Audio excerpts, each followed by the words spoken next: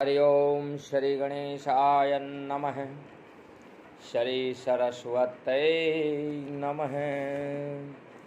नान्यास्य प्रिया रघुपते हृदयेष्मदीये सत्यं वदामि च भवान्खिलान्त्रात्मा भक्तिं प्रयच्छ रघुपुङ्गवनिर्भरां मे कामादिदोषरहितं कुरु मानसं च। आप सभी को आषाढ़ मास की योगिनी एकादशी की हार्दिक शुभकामनाएं।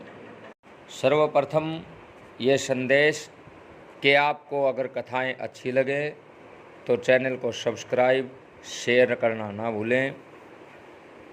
आषाढ़ मास की योगिनी एकादशी का महात्म्य है कि युधिष्ठिर ने भगवान श्री वासुदेव से ये पूछा कि हे प्रभु, आषाढ़ मास के कृष्ण पक्ष में जो एकादशी है उसका क्या नाम है, उसका महात्म्य क्या है, कृपा करके वर्णन कीजिए। भगवान श्री कृष्ण कहते हैं, हे नरश्रेष्ठ, आषाढ़ के कृष्ण पक्ष की एकादशी का नाम योगिनी एकादशी है। यह बड़े बड़े पातकों का नाश करने वाली है। संसार सागर में डूबे हुए प्राणियों के लिए यह सनातन नौका के समान है। तीनों लोकों में यह सारभूत व्रत है। अलकापुरी में राजाधिराज कुबेर रहते थे। वे सदा भगवान शिव की भक्ति में तत्पर रहने वाले थे। उनके हेममाली नाम वाला एक यक्ष सेवक था जो पूजा के लिए फूल लाया करता था। हेममाली की पत्नी बड़ी सुंदर थी, उसका नाम विशालाक्षी था। वह यक्ष काम पाश में आबद्ध होकर के सदा अपनी पत्नी में आसक्त रहता था। एक दिन की बात है, हेममाली मानसरोवर से फूल ला करके अपने घर में ही ठहर गया और पत्नी के प्रेम का रसास्वादन करने लगा। अतः कुबेर के भवन में न जा सका। इधर कुबेर मंदिर में बैठ कर के शिव का पूजन कर रहे थे। उन्होंने दोपहर तक फूल आने की प्रतीक्षा की। जब पूजा का समय व्यतीत हो गया तो यक्षराज ने कुपित होकर के सेवकों से पूछा, यक्षो, दुरात्मा हेममाली क्यों नहीं आ रहा है? इस बात का पता तो लगाओ। यक्षों ने कहा, राजन, वह तो पत्नी की कामना में आसक्त हो अपनी इच्छा अनुसार घर में ही रमण कर रहा है। उनकी बात सुनकर के कुबेर क्रोध में भर गए और तुरंत ही हेममाली को बुलवाया। देर हुई जान करके हेममाली के नेत्र भय से व्याकुल हो रहे थे। वह आकर के कुबेर के सामने खड़ा हुआ। उसे देख करके कुबेर की आंखें क्रोध से लाल हो गई।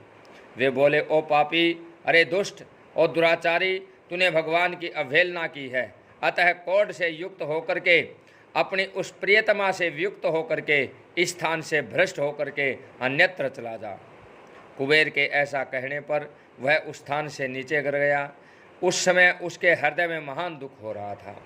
क्रोध से सारा शरीर पीड़ित था, परंतु शिव पूजा के प्रभाव से उसकी स्मरण शक्ति लुप्त नहीं हो रही थी। पातक से दबा होने पर भी वह अपने पूर्व कर्म को याद रखता था। फिर इधर उधर घूमता हुआ वह पर्वतों में श्रेष्ठ मेरुगिरी के शिखर पर गया। वहाँ उसे तपस्या के पुंज मुनिवर मार्कंडेय जी का दर्शन हुआ। पाप कर्मा यक्ष ने दूर से ही मुनि के चरणों में प्रणाम किया। मुनिवर मार्कंडेय ने उसे भय से कांपते हुए देख करके परोपकार की इच्छा से निकट बुला करके कहा, तुझे कोढ़ के रोग से कैसे दबा लिया? तू क्यों इतना अधिक निंदनीय जान पड़ता है? यक्ष बोला, मुने, मैं कुबेर का अनुचर हूँ। मेरा नाम हेममाली है। मैं प्रतिदिन मानसरोवर से फूल ले जा करके शिव पूजा के समय कुबेर को दिया करता था। एक दिन पत्नी सहवास के सुख में फंस जाने के कारण मुझे समय का ज्ञान नहीं हो रहा। अतः राजाधिराज कुबेर ने कुपित होकर के मुझे शाप दे दिया, जिससे मैं क्रोध से आक्रांत होकर के अपनी प्रियतमा से बिछुड़ गया। मुनि श्रेष्ठ, इस समय किसी शुभ कर्म के प्रभाव से मैं आपके निकट आया हूँ। संतों का चित्त स्वभावतः परोपकार में लगा रहता है। यह जानकर मुझ अपराधी को कर्तव्य का उपदेश दीजिए। मार्कंडेय जी ने कहा, तुमने यहाँ सच्ची बात कही है, असत्य भाषण नहीं किया, इसलिए मैं तुम्हें कल्याणप्रद व्रत का उपदेश करता हूँ।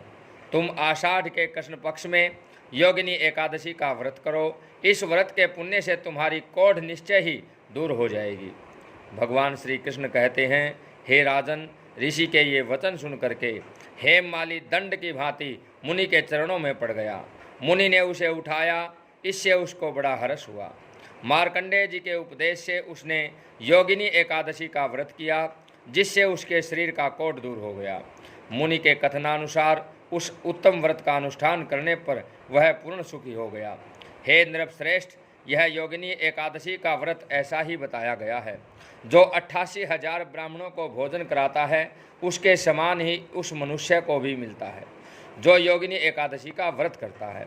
योगिनी महान पापों को शांत करने वाली है, महान पुण्य देने वाली है। इसके पढ़ने से और सुनने मात्र से भी मनुष्य के सब पाप नष्ट हो जाते हैं।